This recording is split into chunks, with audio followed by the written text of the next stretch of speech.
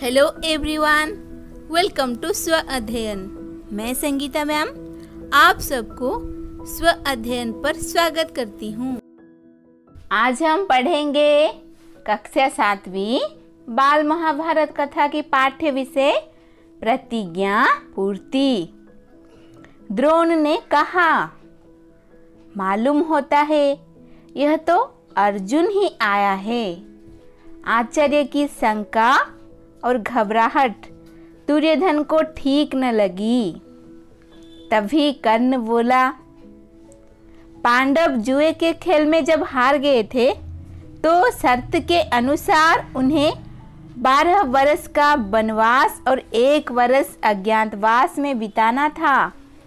अभी 13वां वर्ष पूरा नहीं हुआ है और अर्जुन हमारे सामने प्रकट हो गया, तो डर किस बात का है। शर्त के अनुसार पांडवों को फिर से 12 वर्ष वनवास और 1 वर्ष अज्ञातवास में बिताना होगा। अजीब बात है कि सेना के योद्धा भय के मारे कांप रहे हैं, जबकि उन्हें दिल खोलकर लड़ना चाहिए।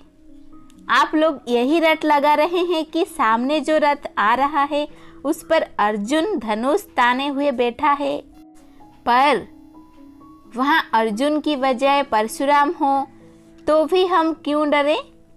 मैं तो अकेला ही जाकर उसका मुकाबला करूँगा और मैंने दुर्योधन को जो वचन दिया था उसे आज पूरा करके दिखाऊंगा। कर्ण को यूं दम भरते हुए देखकर कृपाचार्य झल्लाकर बोले, कर्ण, मूर्खता की बातें ना करो। हम सबको एक साथ मिलकर अर्जुन का मुकाबला करना होगा। यह सुनकर कर्ण को गुस्सा आ गया। वह बोला, आचार्य तो अर्जुन की प्रशंसा करते कभी थकते ही नहीं है। अर्जुन की शक्ति को बढ़ा चढ़ाकर बताने की इन्हें एक आदत सी पड़ गई है। न मालूम यह भय के कारण है या अर्जुन को अधिक प्यार करते हैं इस कारण है। जो भी हो, मैं अकेला ही डटा रहूंगा। जब कर्ण ने आचार्य की यूं चुटकी ली तो कृपाचार्य के भांजे अश्वत्थामा से ना रह गया। वह बोला, कर्ण, क्या तुमने कुछ नहीं है और कोरी डींग मारने में समय गवा रहे हो। इस प्रकार कौरव सेना के वीर आपस में ही वाद विवाद तथा झगड़ा करने लगे।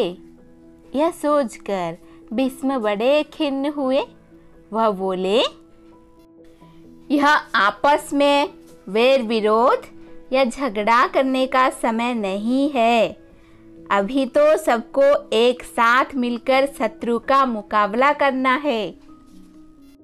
पितामह भीष्म के इस प्रकार समझाने पर कर्ण, अश्वत्थामा आदि वीर जो उत्तेजित हो रहे थे शांत हो गए। सबको शांत देखकर भीष्म दुर्योधन से फिर बोले, बेटा दुर्योधन, अर्जुन प्रकट हो गया वह ठीक है, पर प्रतिज्ञा का समय कल ही पूरा हो चुका है। चंद्र और सूर्य की गति, वर्ष, महीने और पक्ष विभाग के पारस्परिक संबंधों को अच्छी तरह जानने वाले मेरे कथन की पुष्टि करेंगे। प्रत्येक वर्ष में एक जैसे महीने नहीं होते। मालूम होता है कि तुम लोगों की गणना में भूल हुई है, इसीलिए तुम्हें भ्रम हुआ है। जैसे ही अर्जुन ने गांडीव धनुष की टंकार की थी, मैं समझ गया था कि प्रतिज्ञा की अवधि पूरी हो गई है। दुर्योधन, युद्ध शुरू करने से पहले इस बात का निश्चय कर लेना होगा कि पांडवों के साथ संधि कर ले या नहीं। यदि संधि करने की इच्छा है तो उसके लिए अभी समय है। दुर्योधन ने कहा, पूज्य पितामह, मैं संधि नहीं चाहता हूँ।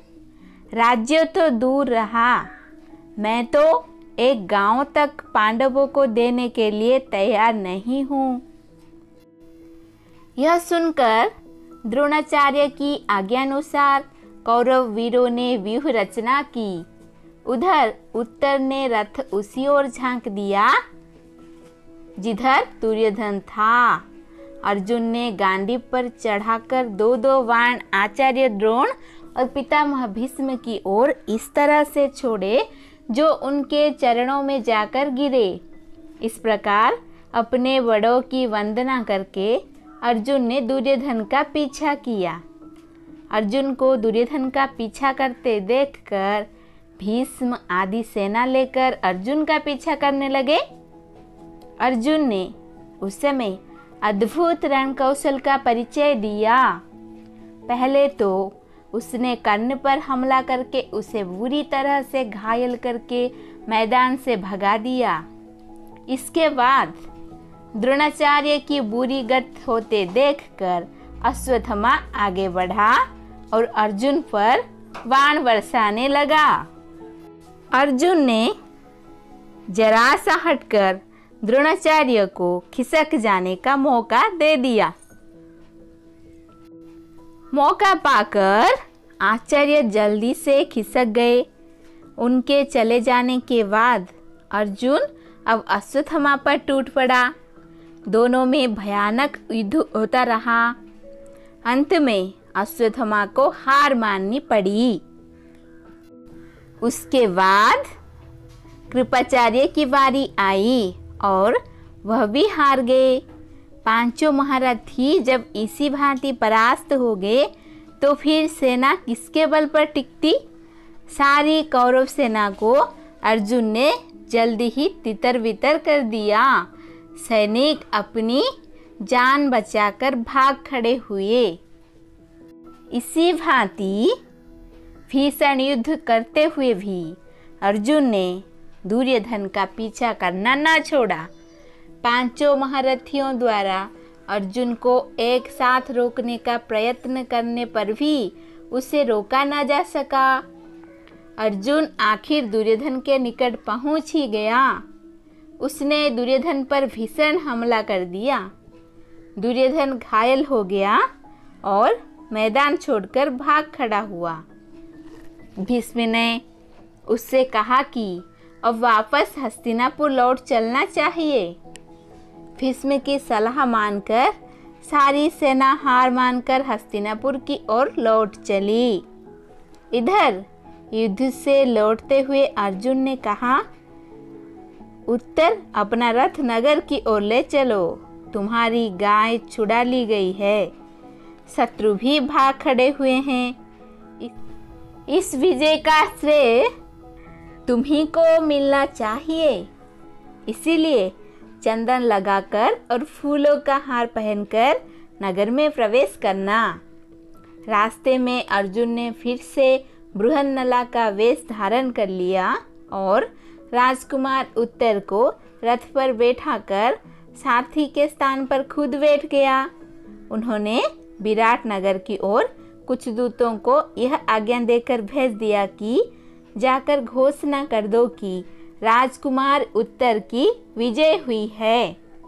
इस पाठ में हमने प्रतिज्ञा पूर्ति के विषय में पढ़ा, कैसे अर्जुन उत्तर की सारथी बनकर युद्ध लड़े और जीते, ये भी पढ़ा। धन्यवाद। अगला पाठ है विराट का भ्रम। जानने के लिए हमारे साथ जुड़े रहिए।